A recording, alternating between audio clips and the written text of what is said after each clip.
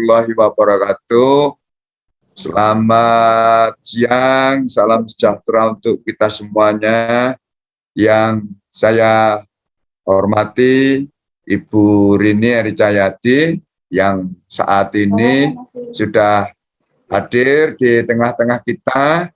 Ini program yang ditunggu-tunggu. Alhamdulillah beliau sudah sampaikan kepada kita semuanya untuk mensupport pendidikan agar kemudian dari keluarga, kemudian pendidikan ini bisa maju, pendidikan bisa meningkat ke taraf yang lebih berkualitas.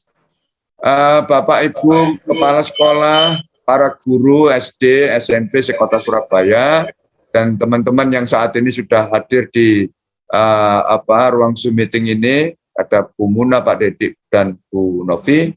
Alhamdulillahirrahmanirrahim. Bu Wali, ini khususnya kami laporkan kegiatan ini adalah upaya dari Dinas Pendidikan bagaimana kemudian kualitas pendidikan ini bisa maju atau lebih meningkat.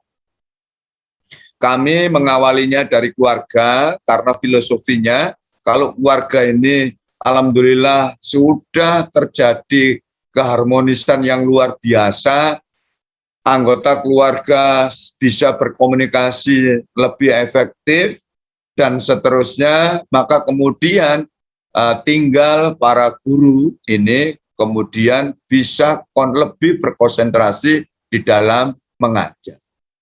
Itu Ibu latar belakang dari kegiatan ini.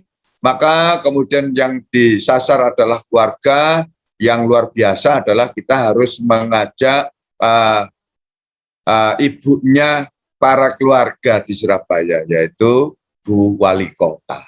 Itu Bu Erik, mohon maaf kami tidak bisa gabung ya, karena ada banyak tugas yang diberikan oleh Bapak yang harus kami selesaikan ya.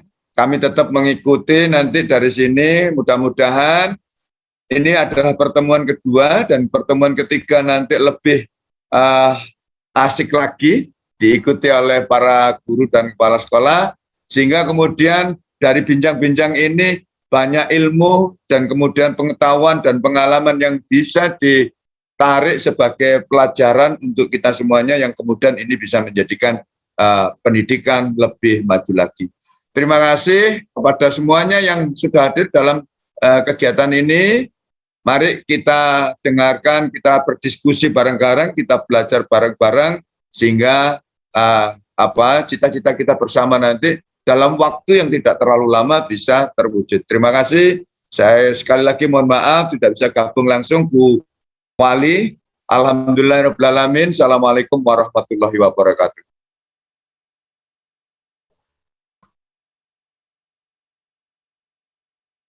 Ibu Kepala Sekolah, Bapak dan Ibu Guru, serta tenaga kependidikan semuanya. Kami tahu Bapak dan Ibu saat ini sedang mempersiapkan diri dengan kesibukan masing-masing. Beberapa sekolah sedang melaksanakan pembelajaran tatap muka PTM terbatas dan bertahap, sebagian lagi masih ada yang simulasi, beberapa sekolah dalam proses asesmen, dan juga ada yang dalam tahap asesmen. Namun demikian, siang hari ini apapun tahapan kegiatan yang Bapak Ibu lakukan, marilah kita lakukan, kita jalankan dengan sebaik-baiknya dalam rangka menjaga anak-anak kita, menjaga masyarakat Kota Surabaya. Bapak dan Ibu semuanya, izinkan saya menyapa narasumber kita pada siang hari ini, narasumber hebat kita. Ya, Ibu, assalamualaikum. Waalaikumsalam. Sehat ya Ibu ya? Alhamdulillah. Saya boleh menyapa para Ibu dan Bapak Guru ya? Silakan Ibu. Assalamualaikum warahmatullahi wabarakatuh. Selamat siang, salam sejahtera untuk kita semua. Bagaimana kabarnya Bapak Ibu sekalian? Luar biasa. Alhamdulillah sekarang kita sudah bisa melakukan pembelajaran tatap muka Z, walaupun masih dibatasi hanya 25% yang masuk. Tetapi apapun itu, alhamdulillah itu adalah suatu kemajuan buat Kota Surabaya, buat anak-anak yang luar biasa. saya ingin memberi support kepada Bapak Ibu sekalian, tetap semangat J. Apapun itu, insya Allah menjadi jalan yang terbaik. Amin. Saya pribadi dan mewakili seluruh warga Kota Surabaya, titip anak-anak kami pada panjenengan semua. Karena panjenengan semua adalah guru-guru yang luar biasa. Anak-anak kami menjadi hebat karena guru-guru yang luar biasa. Mudah-mudahan panjenengan semua senantiasa diberikan kesehatan dan tetap semangat untuk menjalankan tugas. Matur nuwun. Assalamualaikum warahmatullahi wabarakatuh. Waalaikumsalam. Terima kasih Ibu. Bu Novi, bagaimana Bu Novi? Sehat juga kan? Alhamdulillah, Bu Mona, kabarnya sehat. Sangat Alhamdulillah, sehat dan berkat doanya semua. Tanda segar ya. Pak Dedi sehat juga kan? Alhamdulillah Ibu. Sehat dan semangat. Ya, seperti biasanya. Kali ini Pak Dedi memang paling ganteng. Sudah nggak ada saingannya lagi. Ya, betul. Baik. Baik Bapak dan Ibu semuanya, kalau pada bulan yang lalu kita telah berbincang dengan tema menjaga ketahanan keluarga. Nah, salah satu upaya dalam menjaga ketahanan keluarga adalah harus ada komunikasi. Komunikasi yang baik berarti komunikasi yang efektif. Marilah kita mulai perbincangan kita pada siang hari ini. Namun sebelumnya Bu, saya ada pantun Ibu sebelum mulai perbincangan. Mohon izin ya. Ibu, Silakan. Tentunya kayaknya keren nih. Keren Bu, keren. Saya nggak tidur semalam Bu dari Kalian pantun ini ya. Baik, pantunnya gini Bu. Pendukung Persebaya namanya bonek. Keluarga bahagia jika komunikasi connect. Nah, Oke. baik Ibu. Terima kasih Ibu.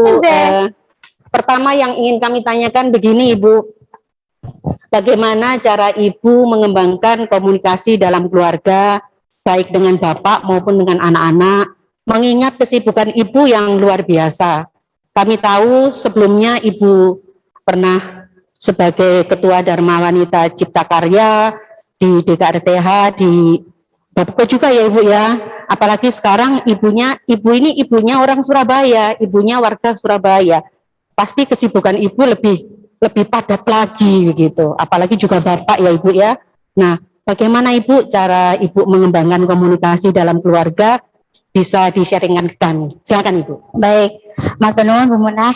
Jadi memang sekarang ini saya agak lebih meluangkan waktu lebih banyak di luar daripada di rumah. Tapi itulah pentingnya suatu komunikasi. Bagaimana saya mengkomunikasikan ke anak-anak sehingga mereka tidak kehilangan sosok saya yang dulu sering di rumah ya, walaupun frekuensinya mungkin lebih sering di rumah daripada di luar, tapi sekarang saya harus berbagi waktu dengan mereka dan frekuensi saya harus lebih sering di luar rumah daripada biasanya. Alhamdulillah komunikasi itu tetap berjalan. Jadi saya memang mengawali aktivitas saya itu di sekitar jam 10. Jadi pagi itu saya benar-benar memanfaatkan waktu itu dengan anak-anak ketika mereka sarapan. Saya masih mendampingi mereka. Jadi masih ada komunikasi di pagi hari. Begitu juga dengan Bapak ya, sebelum Bapak berangkat itu, jadi meja makan itu adalah tempat media komunikasi kami ya. Jadi kami usahakan untuk pagi-pagi itu sarapan bersama, walaupun mungkin anak-anak kadang-kadang tidak mau sarapan karena masih terlalu pagi, kadang-kadang masih ini, tetapi kami usahakan untuk bertemu di meja makan karena memang saat itulah kita bisa bertemu, sehingga itulah yang diefektifkan. Kemudian kami juga ada grup WA ya, khusus berempat saja gitu. Jadi kalau ada apa-apa kita share di situ gitu. Misalnya iya. Jadi kalau misalnya Adek lagi di mana? Misalnya Adek kan hari ini sekolah gitu ya. Pulang jam berapa atau bagaimana. Jadi komunikasi itu tetap kita, sehingga mereka, anak-anak kami tidak merasa kehilangan sosok ayah dan ibunya. Walaupun tidak tatap muka gitu ya. Seperti sekarang daring ya. Tetapi tetap ada komunikasi itu gitu, dan kami usahakan untuk setiap hari itu bertanya, komunikasi dengan mereka. Itulah yang kita bangun, yang berusaha kita bangun agar kesibukan itu tidak menjadi alasan bahwa kita tidak dekat dengan anak-anak gitu, Baik, jadi diawali dari meja makan ya Ibu ya. Rutinitas paginya itu ya. Iya.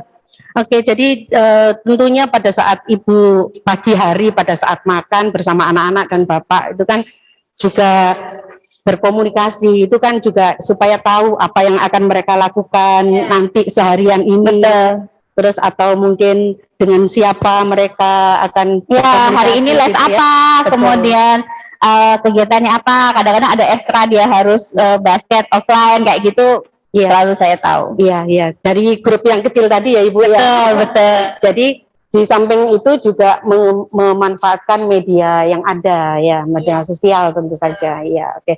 Baik Ibu, luar biasa. Jadi memang seperti itu ya.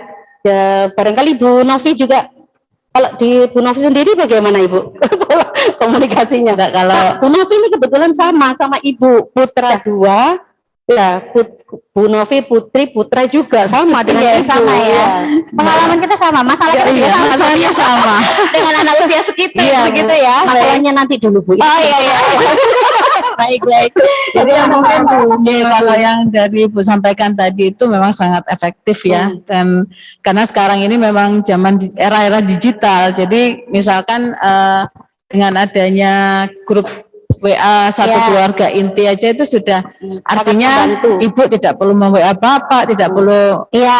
Mbak Naya ke Rasa, itu kan dari WA itu semua sudah tahu. Oh, Iya. misalkan posisinya Ibu lagi di mana, oh Bapak Iya. lagi apa. Bapak pun walaupun sesibuk apapun bisa mengetahui anaknya Iya. posisinya di mana, Iya. ini bagaimana. Jadi Iya. tanpa harus saya cerita, beliau sudah tahu gitu Iya. anaknya posisinya di mana. Terutama kalau ada misalnya ada perubahan schedule ya. Iya, Mungkin, betul. rencana awal kegiatannya Betul. ABC ternyata ada perubahan, itu kan Iya. diketahui dengan cepat Betul, ya Ibu ya. betul. Oke, baik Ibu. Jadi di dalam komunikasi ini kan komunikasi antar keluarga yang Ibu tadi sampaikan, kita juga ada komunikasi antar anggota keluarga dengan masyarakat kan seperti itu ya Ibu ya. Nah ini dalam hal komunikasi anak-anak dengan masyarakat luar itu hal-hal apa yang Ibu pesankan ke anak-anak Ibu? Baik, Mas Nun. Komunikasi ini kan luas sekarang ya. Iya, betul. Komunikasi kan bukan hanya kita berbicara tatap muka Iya. atau saling ini. Betul. Kita melihat media sosial itu pun komunikasi, tapi mungkin sepihak ya, artinya bukan dua arah. Nah, saya selalu menekankan untuk berhati-hati dalam berkomunikasi atau mencari informasi. Kadang-kadang soalnya kita tidak bisa memprediksi apa yang mereka lihat di medsos dan apa yang muncul di medsos, sehingga saya selalu wanti-wanti bahwa bijaksanalah dalam memakai medsos gitu. Non sewu, saya itu kebetulan tuh memang suka ngecek. Iya. Saya bilang sama anak-anak saya, walaupun mereka sudah besar, walaupun mereka sudah punya HP sendiri, Iya. tapi itu masih menjadi kewajiban saya. Iya. Tidak ada password, saya Iya. bilang. Kalaupun kamu pakai password, ibu harus tahu. Kamu ganti password, ibu harus tahu. Iya. Kalau sampai ibu nggak tahu kamu ganti password atau ini, HP saya sita. Iya. Itu itu agak kejam, artinya perjanjiannya seperti itu. Artinya itu masih menjadi hak saya. Artinya kalau kamu sudah bisa beli HP sendiri, itu sudah hak kamu. Kamu mau pakai password apa? Tapi kalau selama itu masih ibu belikan atau itu masih menjadi tanggung jawab ibu, dan ibu harus tahu passwordnya, sehingga saya sering mau ngecek dengan diam-diam kadang-kadang ketika mereka tidur atau kadang-kadang pagi kan mereka masih baru bangun gitu, saya sudah pakai apa dia udah nggak sempet ngecek HP-nya atau gimana ya, tapi alhamdulillah masih baik-baik saja, masih normal-normal saja begitu. Baik Ibu, terima kasih Ibu sharingnya. Jadi dari apa yang Ibu sampaikan tadi memang sangat realistis, saat ini memang kondisinya seperti itu. Betul, ya. betul. Baik Bapak dan Ibu Kepala Sekolah, Bapak dan Ibu Guru Tenaga Kependidikan yang telah hadir di ruang Zoom meeting maupun di live streaming YouTube, perbincangan kita istirahat sejenak. Sebentar lagi kita lanjutkan kembali. Terima kasih.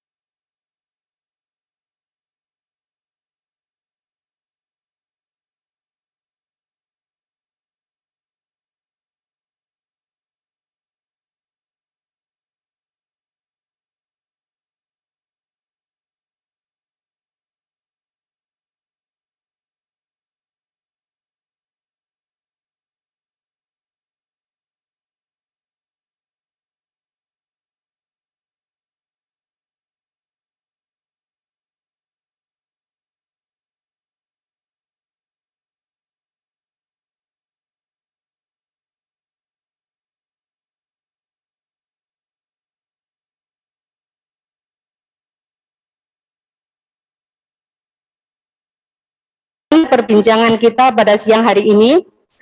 Jadi seperti yang tadi sudah disampaikan oleh Ibu Rini bahwa di dalam berkomunikasi dengan putra-putri, dengan anak-anak, ada grup kecil sehingga pesan-pesan dapat cepat diterima oleh anggota grup itu, anggota keluarga inti ya Ibu ya.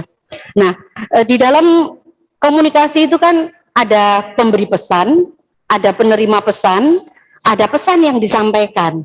Nah, agar supaya pesan yang disampaikan itu dapat diterima oleh penerima pesan dengan baik, maka seorang komunikator, pemberi informasi itu berarti harus ada apa ya, hal-hal yang perlu diperhatikan atau semacam prinsip-prinsipnya itu apa begitu, Bu Novi bisa sampaikan? Monggo. Terima kasih. Dalam prinsip komunikasi itu memang tadi disampaikan Bu Rini bahwa komunikasi itu tidak harus tatap muka. Bisa dengan gestur, mungkin Ibu kalau marah, misalkan ada tamu, cuman kedip mata gini kan anak-anak sudah tahu. Atau ketika ngasih kode ke bapak apa gitu kan. Nah, memang salah satunya adalah respect. Sehingga ketika kita berkomunikasi itu harus ada pengertian, saling respect antara yang menyampaikan dan yang menerima pesan. Dua-duanya. Nah, iya itu. Dan di situ juga nantinya kita berharap seperti Ibu kan ketika berkomunikasi dengan putra-putri ada harapan bahwa dengan adanya komunikasi itu nanti ada perubahan atau ada dampak. Salah satunya yang satu adalah afeksi. Nah itu dampaknya kalau afeksi itu melibatkan perasaan. Mungkin nanti putra-putri jadi lebih nurut atau lebih memahami perasaannya orang tua, lebih tahu kemauannya ibu. Kemudian yang satunya adalah kognitif juga, ada jadi tahu. Nah, mungkin kemarin putra-putri melakukan apa dan itu tidak tahu bahwa putra-putrinya ibu mungkin bahwa itu salah. Nah, setelah ibu komunikasikan bahwa ini tidak benar, ini harus diperbaiki, ini harus begini. Nah, itu jadi dampak komunikasinya itu ada kognitif, ada afeksi, dan yang terakhir adalah behavior, perubahan perilaku. Mungkin yang sebelumnya lewat orang tua nggak pakai santun atau apa, nah itu kan mungkin namanya anak-anak, apalagi anak zaman sekarang ya Bu ya. Kalau mungkin di daerah-daerah Jogja, Solo itu masih memegang ini. Kalau Surabaya ini kan bonek tadi itu ya. Nah jadi iya, artinya kan tapi ada ketimurannya kan kita memang masih memegang sehingga dari komunikasi itu harapannya ya ada 3 itu dampaknya secara kognitif, secara afeksi dan secara behavior. Jadi ada perubahan dan dalam komunikasi juga mungkin perlu adanya empati. Karena meskipun itu anak dan kita orang tua, kita tidak bisa memaksakan kehendaknya kita. Kita tetap harus berempati bagaimana anak ini ketika kita ajak komunikasi atau ketika kita akan memberitahukan sesuatu. Jadi ada rasa empati. Jadi kita meletakkan diri kita meskipun sebagai orang tua itu meletakkan sebagai perasaannya anak. Bagaimana kondisi anak ketika kita akan memberitahu atau menegur. Nah itu. Dan kalau bisa ya ketika menegur, ketika anak membuat kesalahan atau dia tidak berbuat sesuai dengan norma itu dibuat dia jangan sampai tersinggung. Tapi dibuat dia agar tersentuh. Nah, kayak lagunya Ari Lasso kan, sentuhlah dia, sentuhlah dia. Nah, jadi jangan sampai anak itu tersinggung, karena itu juga bahaya. Begitu dia tersinggung, dia nggak akan mendapatkan apa-apa. Justru dia akan marah kepada orang tua. Iya, dan dianggap orang tua tidak mengerti perasaannya. Nah itu. Dan dia nggak mau lagi curhat, akhirnya nggak mau lagi berkomunikasi karena merasa apalah udah kejentok gitu ya. Iya. Betul. Dan dia tidak akan terbuka akhirnya kan, karena ya itu tersinggung itu artinya. Sama lah dengan kita. Kalau misalkan kita tersinggung pasti kita udah kejentok gitu ya Bu ya. Nggak mau, aku nggak mau lagi sama ini. Gitu. Apalagi ini sama orang tua. Nanti komunikasinya tidak akan terbuka, jadi macet gitu. Nah mungkin itu yang bangunnya kembali susah.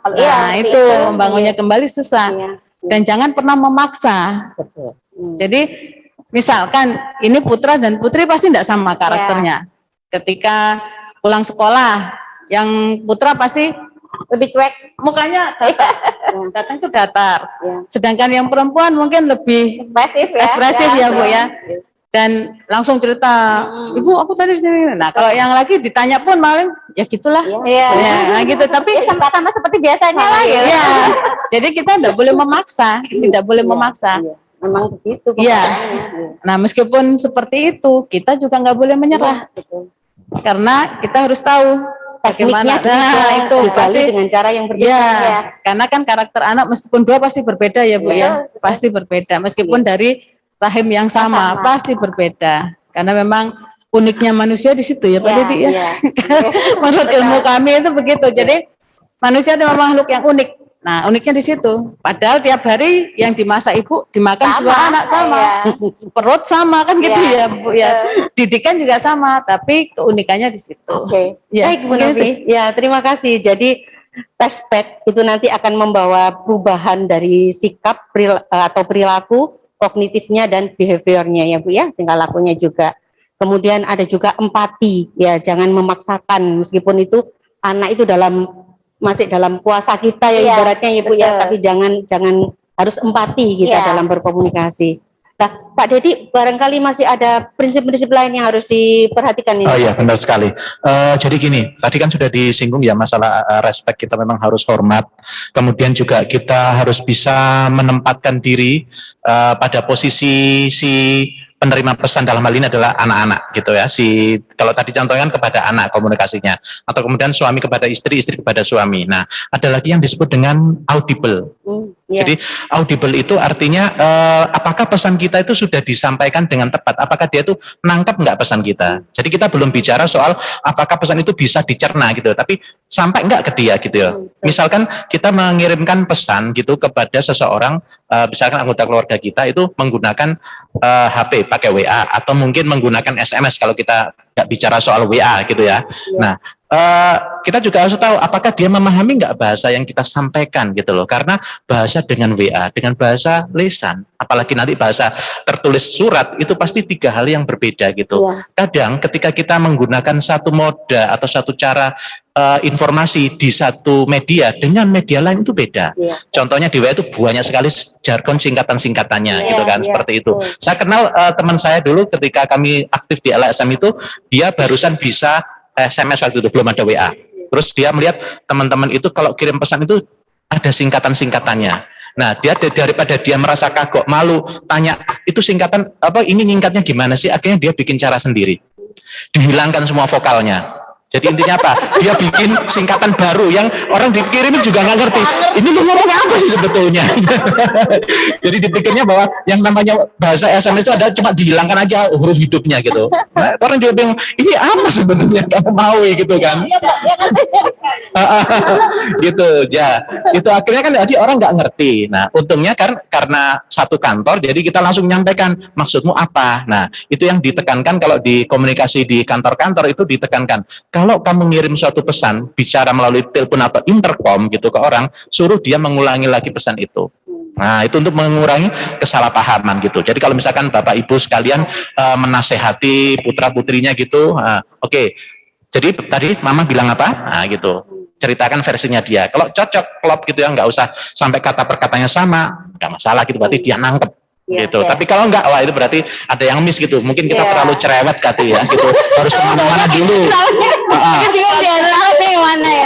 Orang bilang kan jarak terpendek antara dua titik adalah sebuah garis lurus gitu. Mungkin ternyata ibunya itu enggak berpikir garis lurus tapi pentagram atau apa gitu. Bulet dulu.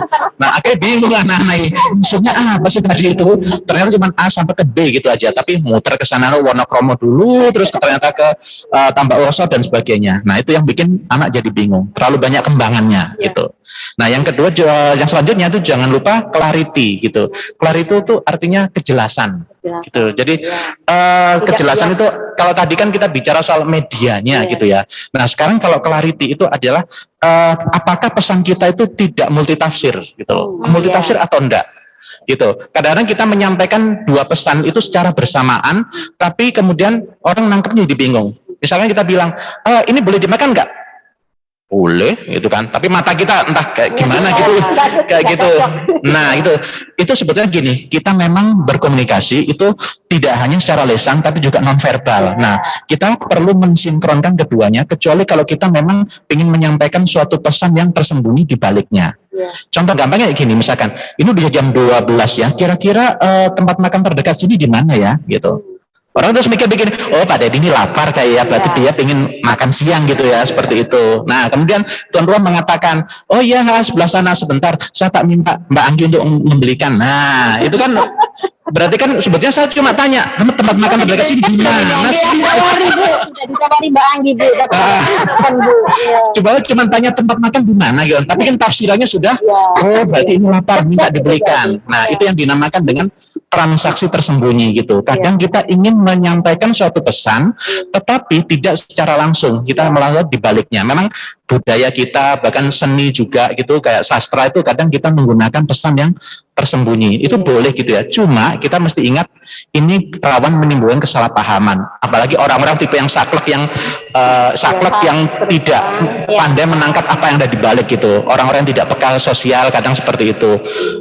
Contohnya aja kalau misalkan kita berada di lingkungan kantor pasti banyak unggah-ungguhnya ya. Kalau misalkan kita bilang, kita sebagai atasan di kantor bilang, aduh kok panas ya gini. Bawahan kita pasti bilang, oh ya Bu sebentar saya nyalakan AC-nya gitu, seperti itu. Nah itu memang ada pesan-pesan yang tersembunyi, memang protokol atau kebudayaan atau aturan main di suatu tempat itu memang berbunyi bahwa kalau ada sesuatu mengatakan ini, tebak makna yang ada di belakangnya. Nah itu beda-beda gitu, seperti itu. Nah beruntunglah kalau kita kita membangun suatu keluarga yang kita ngomongnya lugas gitu. Katakan mama nggak suka kalau kamu melakukan seperti itu, langsung lugas gitu kan, seperti itu.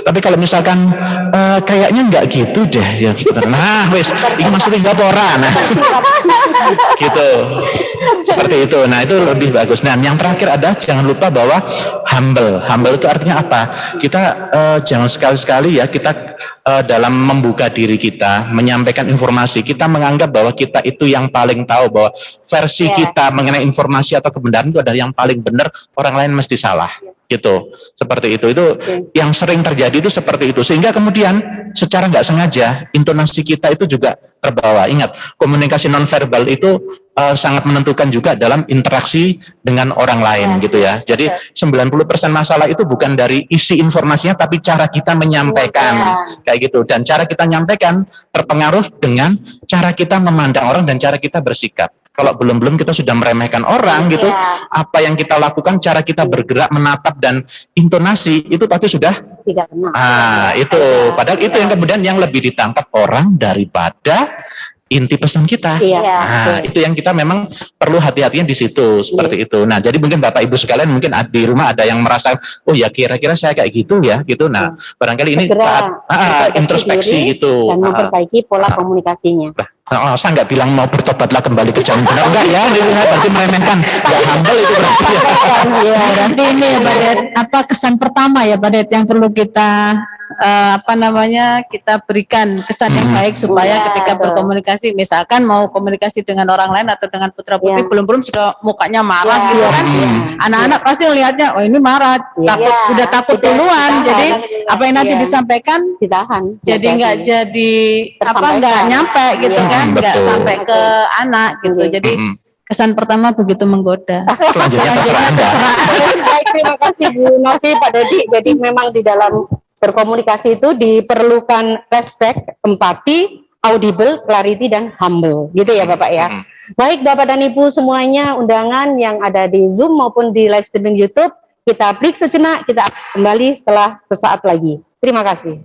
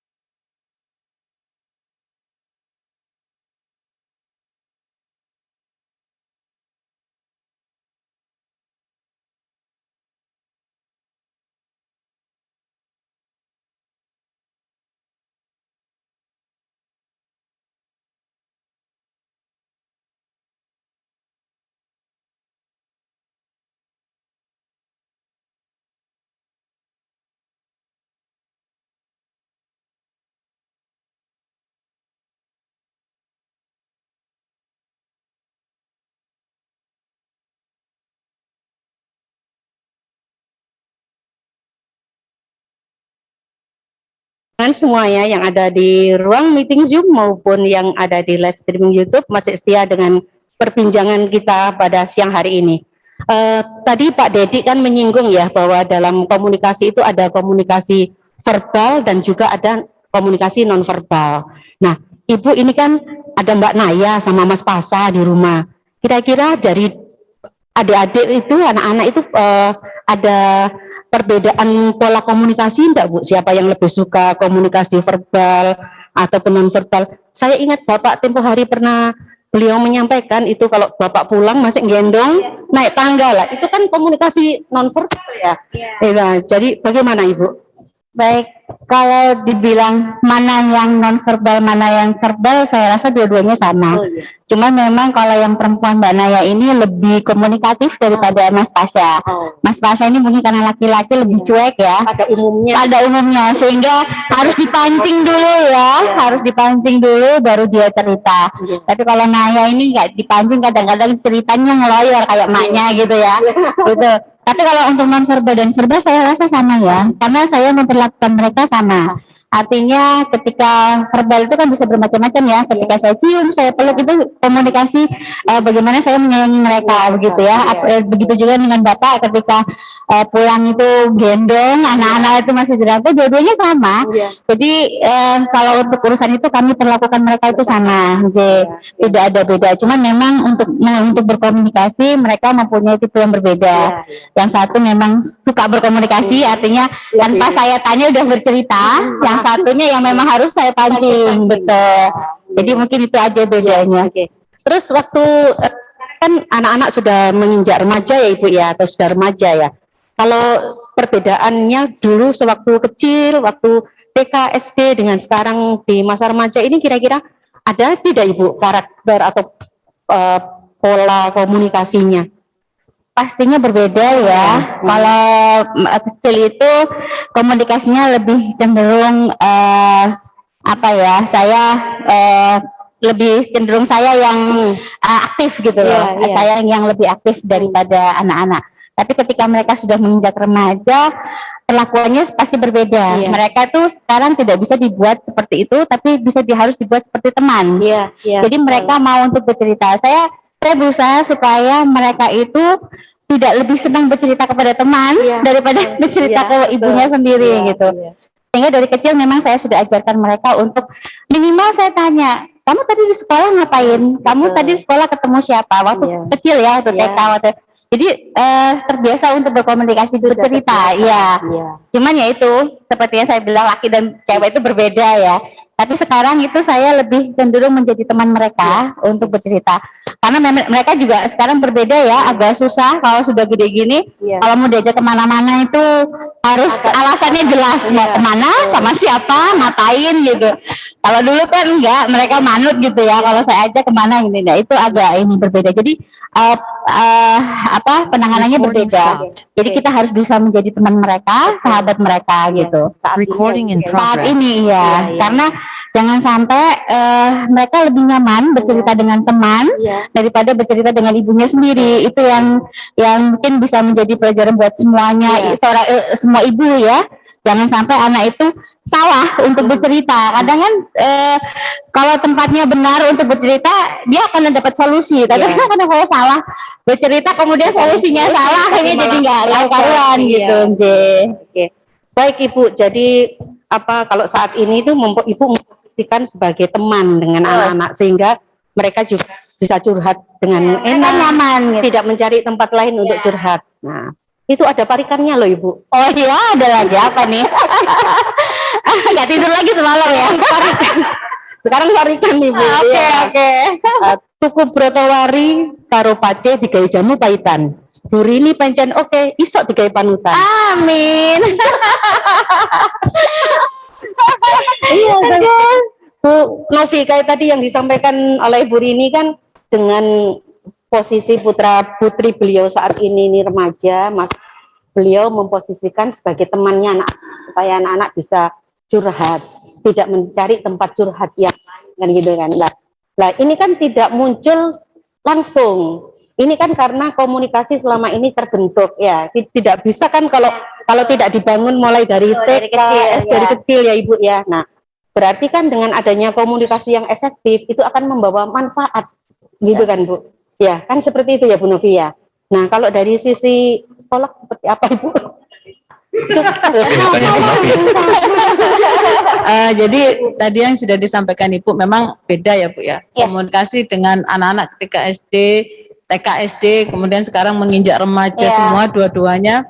Dan itu memang apa suatu seni khusus buat orang Ya, tua betul. gitu kan. Karena Saya pertama itu masih meraba-raba ya, Iya. karena peralihan dari saya dulu yang istilahnya saya yang lebih cenderung berbicara, berkomunikasi, dominan. sekarang saya harus dua arah. Artinya itu tadi seperti yang dibilang bahwa kita nggak bisa kalau hanya mengeluarkan, kita harus mendengar. Ya. Komunikasi bagaimana kita juga belajar untuk mendengar, bukan hanya menyampaikan, tetapi juga mendengar. Dan itu agak sulit awalnya, karena kan namanya orang tua ya.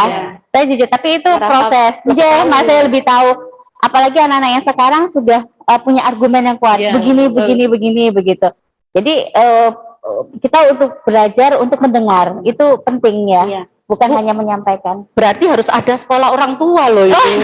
Sekolah untuk menjadi orang tua. Untuk belajar menjadi orang tua itu Iya. nggak sampai segini saja loh. Kita Iya. akan terus harus belajar Betul. karena Iya. perkembangan zaman anak Iya. itu akan berbeda. Betul. Zaman dulu dengan zaman sekarang masih berbeda, Nje. Pada waktu muda, waktu masih itu nggak bisa diterapkan gitu loh. Dengan Iya. sekarang lagi akan berbeda. Mungkin nanti zaman cucu saya akan Iya, berbeda lagi. iya. Jadi Iya. saya rasa orang tua tuh harus belajar, tidak ada pernah berhentinya Iya. gitu. Lah, kegiatan kita siang hari ini bincang-bincang seperti ini kan juga sekolah menjadi orang tua Ibu. Siap, betul, Ya, betul. Kemudian ada juga parenting Ya. yang digagas oleh dinas pendidikan juga ada ya Bu Novi ya gitu.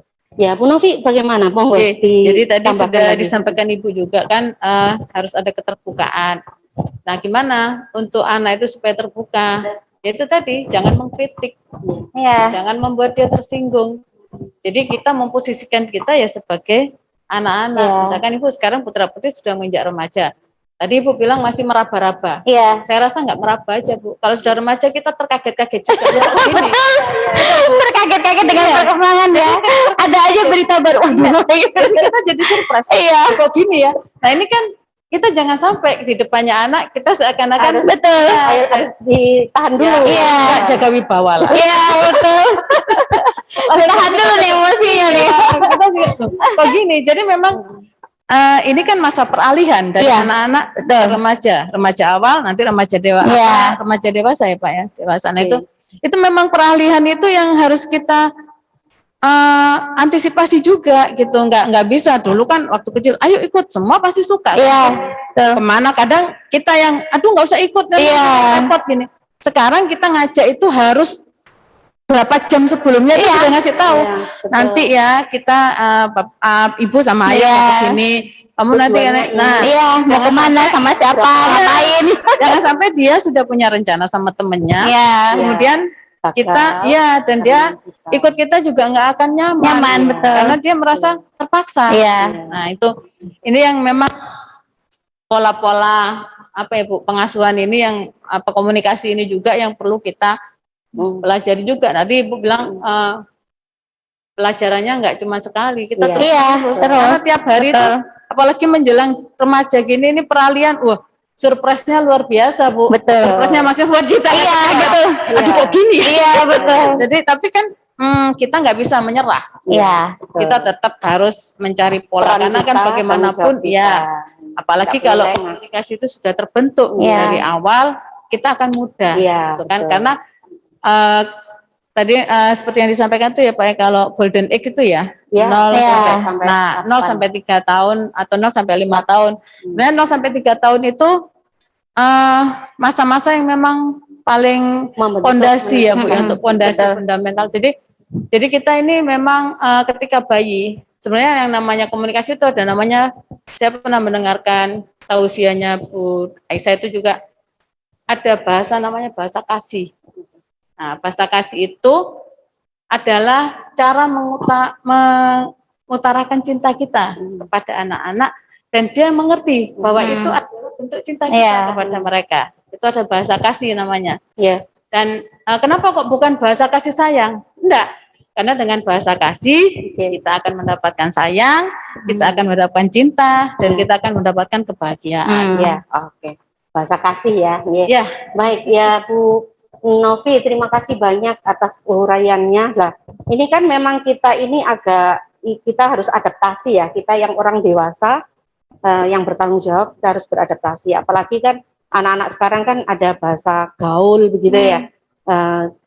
Sementara kita masih mencari maksudnya apa sih ini gitu. Yang lagi tren sekarang ini kan kadang-kadang begitu ya Ibu ya. Nah, pernah nggak Ibu itu menghadapi hambatan dalam berkomunikasi dengan anak-anak? Kemudian kalau pernah terjadi itu solusinya seperti apa? Ada, jadi itu ketika peralihan dia mulai dewasa ya, dia mulai SMP. Jadi anak saya dulu pernah sempat tidak mau bercerita. Jadi ada kejadian apa? Tapi dulu alhamdulillah saya peka ya, masuk waktu saya ngeliat anak ini kok aneh, maksudnya ada yang tidak biasa, kok nggak lebih tertutup, perubahan gestur. Kemudian saya tahu ya tipe anak saya itu bagaimana cara ininya gitu ya. Jadi saya rayu, saya deketin, saya lebih, kalau Mbak Naya ini anaknya lebih sensitif. Jadi pendekatan saya lebih yang mungkin nonverbal ya. Kalau banyak ngomong malah dia bete gitu. Kalau ibunya banyak ngomong. Jadi saya lebih cenderung deketin dulu, terus peluk, terus pokoknya, dan itu nggak bisa sehari 2 hari. Artinya mungkin dia tunggu dia reda dulu bete-nya, baru kemudian dia cerita. Nah itu, jadi saya pendekatannya seperti itu. Tapi ketika dia sudah mulai, kan akan berbeda, kelihatan kita tahu dia sudah mulai ini bete, baru nanti saya cuma nyentil sendiri, dia udah langsung cerita banyak gitu. Jadi mungkin kita harus tahu karakter anak kita. Jadi bagaimana penanganannya, ya jelas pasti berbeda ya. Apalagi antara laki-laki dan perempuan gitu. Baik Ibu, selanjutnya terima kasih atas penjelasannya. Selanjutnya Pak, ini kan tadi ada hambatan ternyata ya Pak Dedi ya, ada hambatan di dalam berkomunikasi. Berarti kan kita itu harus dalam berkomunikasi itu kan kita harus tahu, barangkali ada kata-kata atau kalimat tertentu yang jangan sampai, kalau kata-kata ini diucapkan mesti anak-anak nggak bisa menerima gitu kan. Misalnya secara singkat. Secara singkat Pak Dedi. Oke, baik. Tadi sudah sempat disinggung oleh Bu Novi ya, diantaranya itu kan ya jangan mengkritik, menyalahkan gitu kan, seperti itu. Nah, ada beberapa hal yang sebetulnya mungkin para orang tua di rumah juga melakukannya secara otomatis sekarang menganggap bahwa itu nggak salah gitu ya.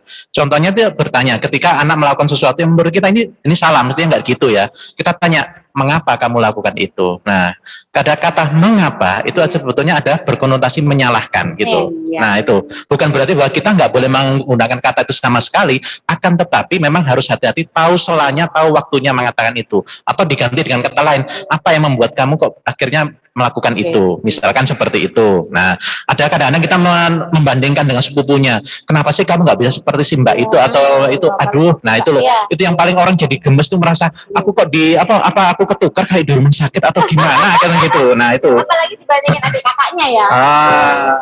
Iya, betul. Dan juga ini mungkin yang terakhir juga, kalau sudah mulai pacaran, kita misalkan dia putus pacaran gitu ya, bagi orang tua yang mengizinkan pacaran ya mengatakan, sudahlah nggak apa-apa, nanti kamu ketemu gantinya gitu.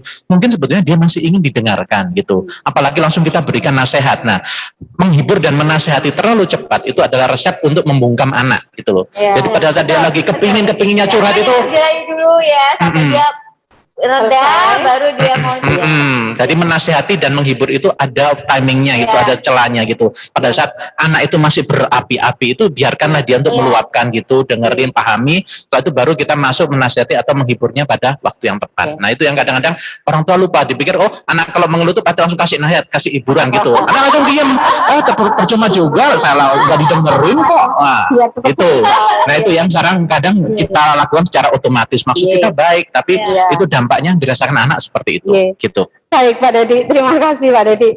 Baik Bapak dan Ibu Kepala Sekolah, Bapak dan Ibu Guru, serta tenaga pendidikan semuanya, luar biasa perbincangan kita, asik sampai lupa. Kita saat ini pada sesi tanya jawab, Bapak dan Ibu bisa bertanya, bisa juga sharing pengalaman dalam berkomunikasi. Monggo silakan kami berikan kesempatan untuk Bapak dan Ibu yang telah hadir di ruang Zoom meeting. Silakan. Bisa raise hand atau melalui chat barangkali. Melalui chat juga bisa. Silakan. Tidak ada?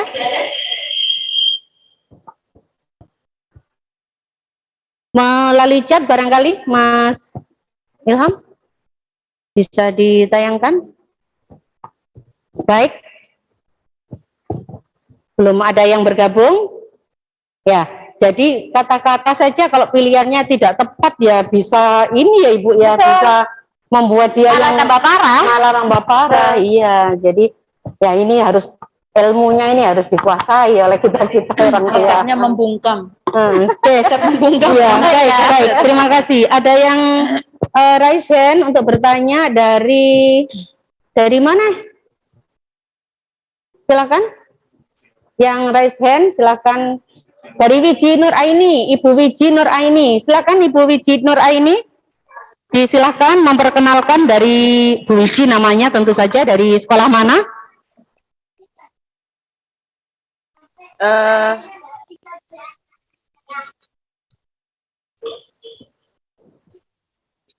Silakan. Terima kasih. Assalamualaikum warahmatullahi wabarakatuh. Waalaikumsalam warahmatullahi wabarakatuh. Luar biasa bincang siang hari ini. Saya pikir bukan bincang ringan, jadi bincang berat karena Ibu Wiji dari sekolah mana? Dari SDN Panjang Jiwa 1. Panjang Jiwa 1. Silakan Ibu mau bertanya. Iya Ibu, ini mungkin sekedar sharing dan ini pengalaman juga sedikit bertanya. Jadi begini, di masa pertumbuhan putri saya usia remaja, ketika mengalami semacam penurunan semangat atau support untuk berkembang di bakatnya mulai turun. Nah itu kadang saya mencoba untuk bukan membandingkan ya, sekedar memperlihatkan itu loh temannya. Nah, kalau kamu ingin seperti itu, nah kamu harus bisa melakukan itu seperti yang dia lakukan. Tapi kadang dia tidak menerima di situ. Nah, kemudian saya alihkan dengan membandingkan kepada pengalaman atau masa lalunya. Jadi 2-3 tahun ke belakang. Saya rasa itu lebih mengena di anak saya. Tapi kadang bisa menerima, tapi kadang tidak. Jadi yang saya tanyakan, apakah tepat saya kalau membandingkan dengan yang lain mungkin tidak boleh ya, karena memang sangat tidak bisa terima mungkin anak di usia remaja apalagi. Jadi saya membandingkannya dengan masa lalunya. Kamu dulu seperti ini, nak. Harusnya kamu bisa lebih sekarang. Oke, Bu Wiji, pertanyaannya sudah kami tangkap. Terima kasih. Jadi itu, apakah tepat? Pertanyaannya sudah kami tangkap ya Bu Wiji. Baik, terima kasih Bu Wiji. Kami berikan kesempatan kepada penanya kedua. Silakan.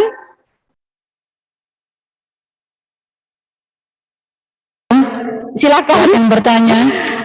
Dari mana? Ya, yang berikutnya dari Rungkut Menanggal ya, Ibu Ika ya?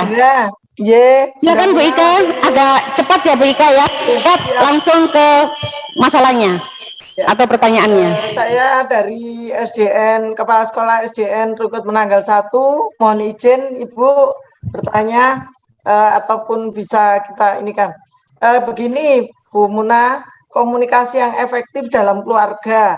Kalau kita ini kan dengan kondisi yang sekarang ini, terutama kami dalam menangani siswa, Bu Muna, ini kadang-kadang komunikasi kita itu tidak kondusif. Artinya ada beberapa orang tua siswa yang kadang ini nggak hanya komunikasi dengan kita, tapi mungkin di dalam keluarga mereka juga sulit. Nah, akhirnya ya terjadi. Baik, Bu Ika, komunikasi dengan keluarga ya, dengan anak ya. Oke, cukup Bu Ika, pesan sudah, pertanyaan sudah kami tangkap. Terima kasih Bu Ika. Baik, jadi ada dua penanya dari Bu Wiji. ada membandingkan ya tadi ya, tujuannya baik sih, memberi motivasi gitu. Apakah yang dilakukan Bu Wiji tadi itu salah begitu, membandingkan dengan temannya atau membandingkan dengan yang lalu gitu. Kemudian kemudian untuk Bu Ika dari Rungkut Menanggal 1 menanyakan tentang komunikasi dengan siswa ya. Mungkin Bu Novi dulu, silakan Bu Novi. Baik, Bu Novi, silakan ya, jawab yang mana dulu, milih. Baik, mungkin yang Bu Wiji ya. Jadi tadi sudah disampaikan bahwa kita jangan pernah membandingkan anak kita dengan anak orang lain atau dengan saudara sendiri pun jangan sampai dibandingkan. Karena tadi sudah saya sampaikan bahwa satu rumah pun dengan rahim yang sama, dengan didikan yang sama, itu pasti berbeda. Karena manusia itu unik. Dan mungkin Bu Wiji bisa menyampaikan tidak membandingkan, tapi justru kelebihan putranya ibu itu yang kita angkat. Kamu loh sebenarnya pinter, kamu loh harusnya bisa seperti ini karena kamu punya misalkan bakat ini. Nah itu yang kita bangkitkan itu dari anaknya itu. Jangan itu loh bagus, kamu masa nggak bisa. Jangan begitu, tapi kamu loh pinter. Tapi kamu harus lebih cepat, belajarnya lebih ini gitu. Nggak usah membandingkan. Dan dia akan merasa bahwa dia dihargai dan ibunya tahu bahwa oh iya, saya ini juga pinter. Cuman mungkin saya kurang belajar, banyak main. Nah seperti itu. Jadi memang kalau membandingkan itu hal yang apa ya Pak? Hindari ya. Mungkin pengalamannya Ibu seperti itu ya Ibu ya. Iya, sama. Jadi memang betul kata Bu Novi tadi, bagaimana kita membangkitkan semangat anak itu dengan potensi mereka. Ya, jadi membandingkan, saya dulu punya pengalaman membandingkan dan itu sangat istilahnya menyakiti anak saya. Jadi itu yang benar-benar saya ingat bahwa saya nggak boleh banget, karena saya pernah dulu suatu saat waktu masih kecil, mudah-mudahan para orang tua sadar ya Ibu ya. Artinya sudah karena kebetulan anak saya ekspresif ya. Pada saat itu dia langsung marah dan langsung ngomong gitu, aku nggak suka dibandingin sama adik gitu. Jadi dari situ saya artinya anak saya itu berarti nggak suka. Nah, itu yang terus saya ingat gitu. Saya nggak boleh nih bandingin, saya nggak boleh nih bandingin. Jadi gitu. Ya Ibu, baik. Kemudian tadi yang dari Bu Ika, Pak Dedi, mohon dijawab. Oke, ini mengenai komunikasi dengan keluarga ya, antara sekolah dengan keluarga ini berarti. Baik Ibu, kita bisa memahami bahwa apalagi di masa pandemi ini, sebelum masa pandemi ini aja antara keluarga dengan sekolah itu mungkin memang ada kalanya komunikasi itu adalah suatu hal yang membutuhkan seni atau trik tersendiri gitu. Apalagi kemudian ketika kita sampai di pandemi, mengalami masa pandemi ini. Nah, perlu dipahami bahwa membangun komunikasi antara orang tua dan antara keluarga dan sekolah itu adalah sebetulnya menjadi tanggung jawab bersama. Kenapa? Karena yang namanya sekolah dan keluarga itu harus satu tim, gitu ya. Ingat, harus ada kesepahaman. Tema kita nanti. Iya, makanya saya ulangi lagi. Spoiler. Spoiler, ini bocoran. Trailernya saya keluarkan dulu ini ya. Baik, jadi memang karena harus satu tim gitu. Jadi sering sekali kita jumpai bahwa orang tua merasa bahwa aku ini pelangganmu, aku klienmu, aku rajamu gitu kan, seperti itu. Nggak pun yang salah, tapi kan kita mesti ingat bahwa antara orang tua dan sekolah, antara orang tua dan guru itu adalah harus satu tim, sepaham. Anak ini mau dibawa kemana, kemampuan orang tua seperti apa, kemampuan dan tanggung jawab sekolah juga apa. Nah, itu harus disepakati gitu kan. Nah, itu yang kemudian yang sekarang kenapa kok banyak guru itu takut untuk memberikan hukuman pada anak. Karena nanti diperkarakan, terus dikatakan nanti tamu tak adukan ke wali kota dan sebagainya. Nah, itu yang menyebabkan guru itu nggak berkutik. Nah, karena itu kita sih menyarankan agar komunikasi antara sekolah dan orang tua itu diintenskan. Kemudian guru atau wali kelas itu dengan orang tua itu lebih intens untuk apa? Mengenali pola komunikasi yang berbeda-beda. Jadi antara satu kelas itu biasanya rata-rata itu umumnya bedanya nggak jauh. Kalau ada perbedaan berarti 1, 2, 3 gitu. Nah, 1, 2, 3 ini yang perlu didalami secara intensif gitu. Jadi dengan cara mendalami secara intensif ini, insya Allah nanti tahu, oh berarti ini harus agak hati-hati komunikasinya. Oh ini jangan ngomong, Dengan pendekatan jangan, yang berbeda. jadi pendekatan harus unik gitu. Memang Tapi secara seperti itu. umum biasanya ya sama. Ya. Nah, saya tidak akan mentargetkan bahwa setiap keluarga itu harus pendekatannya unik. Capek guru loh, bebannya itu sudah sangat berat gitu. Jangan ditambah harus memprofil keluarga setiap siswanya gitu ya. Cukup beberapa 1 orang, 2 orang saja itu yang kasus khusus gitu kan, seperti itu. Nah itu yang perlu ditekankan. Iya Pak Dedi, terima kasih banyak. Nah untuk Bu Wiji sama Bu Ika, karena penjenengan berdua sudah masuk ke ruang meeting Zoom dengan bertanya atau berbagi pengalaman tadi, untuk Bu Wiji mendapatkan hadiah ini, nanti mengambilnya di mana nanti akan kami hubungi. Kemudian untuk Bu Ika, nah ini juga ada hadiah untuk Bu Ika. Jadi nanti Bapak Ibu yang ada di ruang meeting Zoom, kalau ada kesempatan untuk bertanya, silakan berebutan ya, bertanya ya. Nanti nanti nulis chat aja dapat hadiah. Hadiahnya dipuji, Bu. Baik, Bapak dan Ibu, rupanya perbincangan kita sudah cukup panjang ya. Kita tidak terasa, rasanya masih banyak yang ingin kita bicarakan ya. Kita masih ingin juga mendengar sharing-sharing dari Ibu, tetapi waktu yang membatasi kita, insya Allah akan kita lanjutkan pada bulan-bulan berikutnya, Ibu. Masih banyak kesempatan, insya Allah. Jadi Bapak dan Ibu Kepala Sekolah, Bapak dan Ibu Guru, serta tenaga pendidikan semuanya, dengan komunikasi yang efektif dalam keluarga, maka akan dapat membentuk karakter anak didik kita. Untuk itu, mari kita berhati-hati dalam berkomunikasi dengan keluarga, terutama dalam keluarga inti kita masing-masing. Demikianlah perbincangan kita siang hari ini. Terima kasih Ibu. Sama-sama Bu Muna. Luar biasa. Saya bisa berkomunikasi. Amin, amin. Amin, amin, matur nuwun. Amin. Bapak Ibu semuanya, terima kasih telah mengikuti perbincangan kita pada siang hari ini. Sampai bertemu bulan depan dalam program B3, Bincang Bareng Turini. Saya Munaia, selaku pembawa acara, mohon maaf jika ada salah dan khilaf. Akhirnya, Mas Aan numpak taksi, cukup sekian dan terima kasih. Wassalamualaikum warahmatullahi wabarakatuh. Selamat siang. Wabarakatuh. Recording stopped.